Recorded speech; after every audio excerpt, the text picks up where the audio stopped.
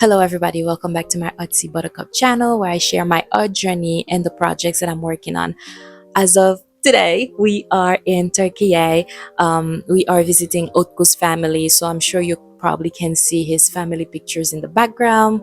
But yeah, in this video, I wanted to talk to you guys about the fear of failure, which is something that we've all struggled with, whether you are a digital artist like me or you are just navigating life. The fear of failure is just something that we all have to deal with. I've been on this journey, so in this video I'm going to share some tips on overcoming this fear of failure in both art and in life.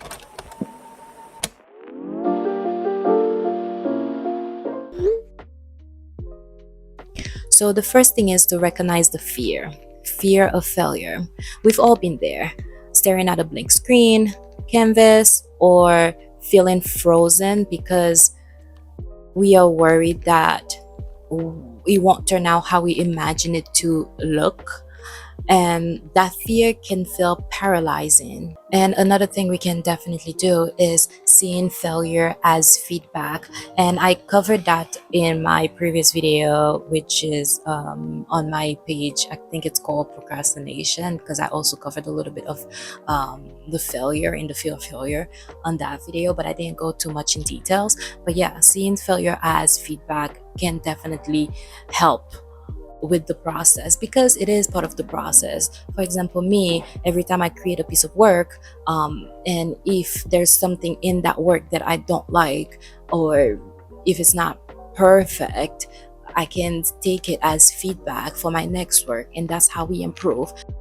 You can use that in your life or in your work or whatever you do, and you can see failure as feedback, and that's gonna help you grow and learn and improve so much faster, instead of attaching it to yourself or instead of seeing it as the end result. Okay, so the second thing is to start small and build confidence. One of the best way to overcome fear of failure is to start small, managing big tasks by breaking it down into smaller pieces. And when it feels overwhelming and you feel afraid to start, by breaking it into smaller tasks, you feel more inclined to start the project, or you feel more inclined to do it because it's more manageable that way, instead of seeing the over uh, instead of seeing the whole picture. You break it down into smaller pieces, so that way you can tackle it easier and quicker. Even if that small task will take you a long time to do, you can still break it down to smaller pieces even further, so that way it feels more manageable for you, so that way you don't feel overwhelmed. and and that can also build onto your confidence, because by breaking it to smaller tasks, and those tasks feel manageable, you are tackling those tasks, which is basically building on your confidence by getting small wins. And small wins builds on confidence, and that confidence can push you to take more tasks, which is checking off the box, as in, okay, I did this, now on to the next step. And it feels good trying to check off those little manageable tasks, and by looking at it up close, you seeing that you are checking off those small tasks. But when you take a step backward, you seeing the progress slowly grow, because you take one step at a time, one manageable step at a time. And when you take a step back, you see the whole progress line. It's not gonna be a steady skyrocket line for sure, because that's life, things go up and down.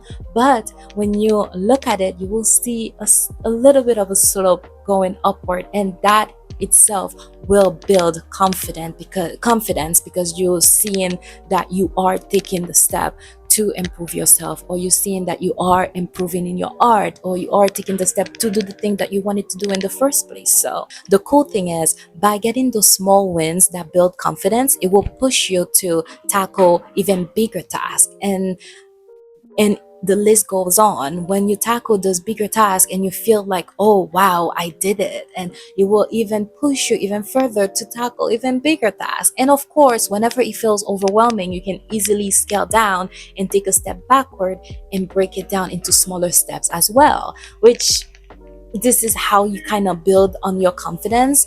Those small wins can help you take the first steps, and you take it one step at a time, one step at a time, and eventually you will get to your destination, or you will get to whatever you were striving for. But also try not to rush, because rushing will not get you there quicker. It was just, you will most likely jeopardize on quality and so on. um, Okay, so the third tip is to embrace imperfection, because when you look at it, nothing is ever truly perfect. There will always be an area where you can improve. There will always be something in that work that can be better. So by thriving to be perfect, you are delaying the work. I personally like to implement the 80-20 rule. So if it's 80% done and I love the work, I will post it. And I know, like, and I will look at my work again and see, and take the remaining 20%, or where I could have improve, I will implement that into my next work. So that way I keep the ball rolling. So that way I also keep improving, so I don't feel stuck. Because when you try to make everything perfect, you may think that I want it to be perfect, I'm trying to be a perfectionist, blah blah blah. You tend to kind of feel stuck on one work or one area in your life. But if you accepted the 80-20% rule, which is, if it's 80% good, just go with it, and then you will improve next time. In your next project you will improve, or in the next thing you're trying to implement in your life, you will improve. You will grow and improve so much faster, instead of trying to make that one specific thing perfect. And you won't feel stagnant, because you will keep moving, and you will keep growing, and you will keep learning. And as you can see, this, you will keep going up and up, because you're improving. And yeah, and also, if you keep waiting for the perfect timing or the perfect moment to start, you will never start, which I'm sure everybody knows that too. So, and I found this quote that I really like, so I figured I'll share it with you guys. That kind of summarized exactly what I'm trying to say by embracing imperfection. It says, if you wait for the perfect moment, the perfect skill level, or the perfect idea, you will never start. So embrace imperfection. Let your art and your life be messy. That's where real growth happen. And the fourth tips is to take breaks and reflect, because sometimes the best way to push through fear of failure is to take a step back and try to look at your work, or look at your life, and try to see it in a different perspective, or gain a different perspective. Taking break doesn't mean that you're giving up, by the way. It means that you're giving yourself time to relax and process what you've been through, so that way you can either come up with a solution if you feel stuck, or come up with new ideas, so that way you can improve and push yourself further. So taking breaks doesn't mean that you're weak. Even when you're learning something, sleeping can actually help increase your memorization, instead of like spending all-nighters back to back. You're not gonna retain anything. If you push your all-nighters because you have an exam, of course you might not retain everything, but it might help. But if you do a whole all-nighters every week, trying to cram everything in your brain, it's a recipe for disaster. So your body need rest, you need rest, your art need rest, because by taking a step back, you can analyze it, and like go for a walk, go do something that gives your brain a break to rest, and then come back, and you might look at it in a fresh perspective, or you might have an even better idea on how to improve it, or you might even find a solution where you were stuck in your life. Last but not least is the fifth tip, which is sharing your journey, which is what I'm doing right now. I used to be so scared of sharing my journey, sharing my art journey, or like whatever I'm learning, because I was scared that people would laugh at me or be like, oh, you didn't learn that, ha ha. Like, but sharing your journey is not only helping you, but also it might help some other people out there that you might not even know. For example, me, my courage to actually start sharing my journey came from me watching other people share their journey, and I felt comfortable and I was like, oh wow, that's great. And I kind of just, I don't know, I started dipping my toes and sharing my journeys here and there. And then here I am on YouTube sharing my journey. And don't get me wrong, it's not easy. I'm definitely pushing myself outside of my comfort zone.